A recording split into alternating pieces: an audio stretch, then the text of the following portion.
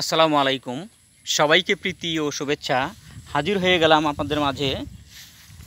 তো আমি আছি এক চায়ের বাগানে। তো আজকে কিছু কথা শেয়ার করতে চাই। সেটা হচ্ছে বুক ফাটে তো মুখ ফোটে না।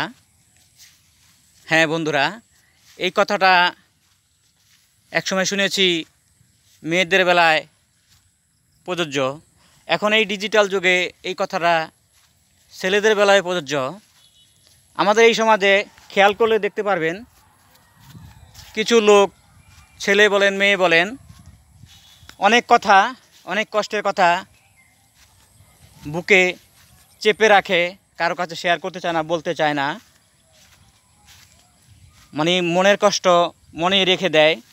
এই কষ্টগুলি কারো কাছে শেয়ার করতে চায় না। সামাজিক কষ্ট, অর্থনৈতিক কষ্ট, পারিবারিক কষ্ট এবং বিভিন্ন রকমের কষ্ট মনের মধ্যে চেপে রাখে। তাদের ও কথাটা বলার জন্য বুকটা ফেটে যায়, কিন্তু তারা বলতে পারে না। এজন্য এই ডিজিটাল যুগে অনেক কিছু সম্ভব হয়ে যায় সময় ও পরিস্থিতির কারণে।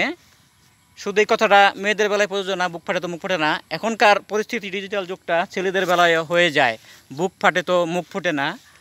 তো এই কষ্ট নিয়ে অনেক মানুষ, অনেক ছেলে ঘুরে বেড়ায়, বুক ফাটে তো মুখ ফোটে না।